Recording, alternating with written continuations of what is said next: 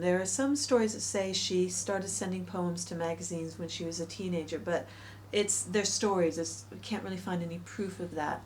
What I've found when I was doing the research for my edition of her poetry is that as early as 1782, she sent 6 poems to the European magazine under the pseudonym SC, so her own initials transposed, and under the guise of a man. She refers to herself as a he in a footnote attached to one of the poems.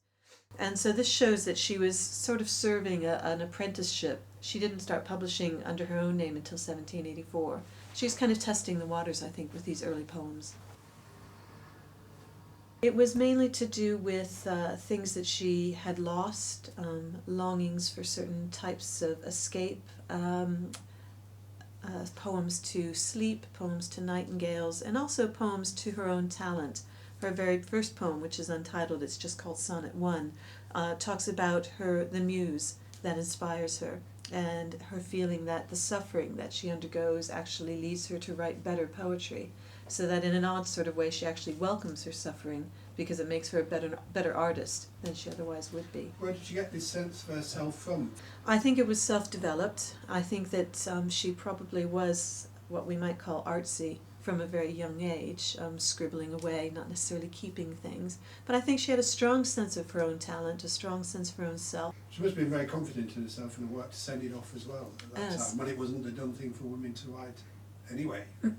Well, certainly the women who wrote usually had to write a specific kind of thing.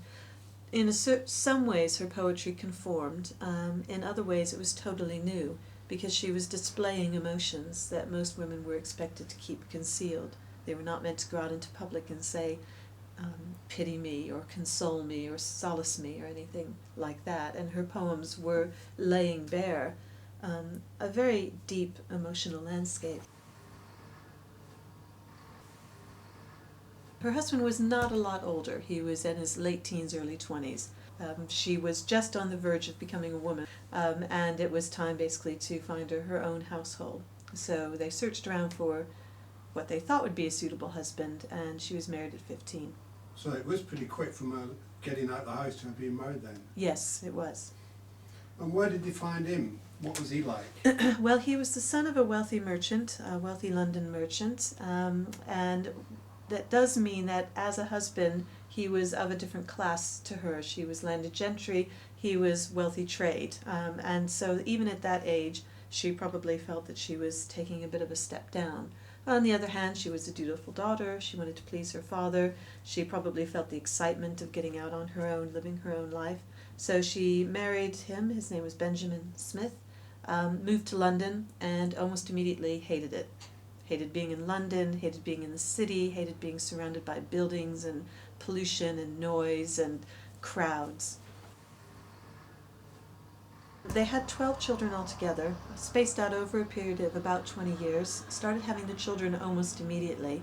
The marriage started being unsuccessful almost immediately as well. I think the husband, he was basically an irresponsible type, went through money very quickly, didn't want to buckle down to business.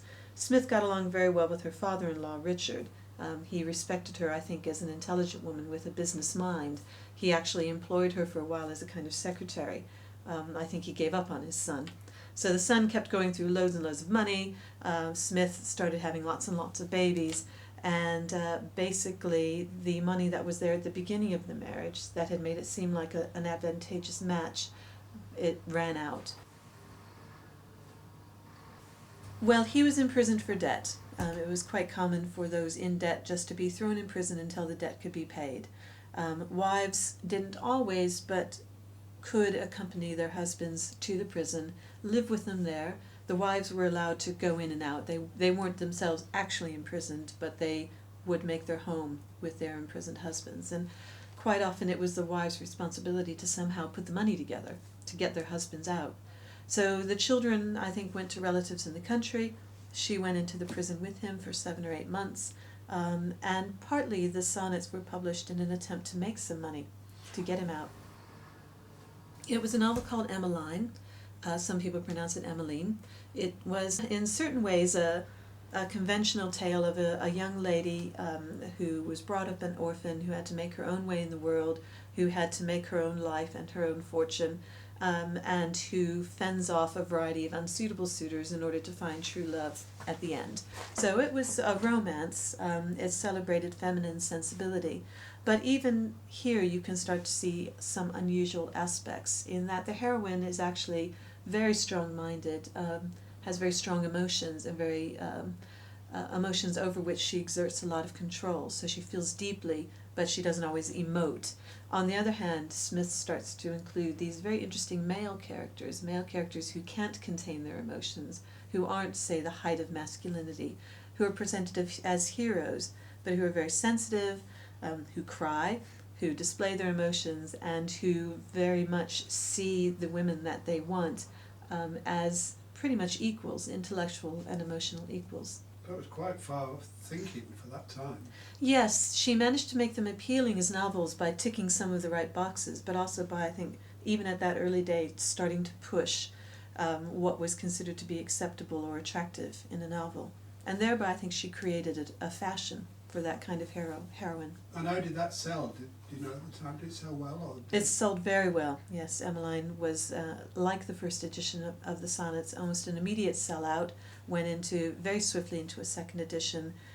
She was paid pretty well for it, about in the realm of about £50, which doesn't sound like a lot to us, but it was pretty good for somebody who had no other form of income.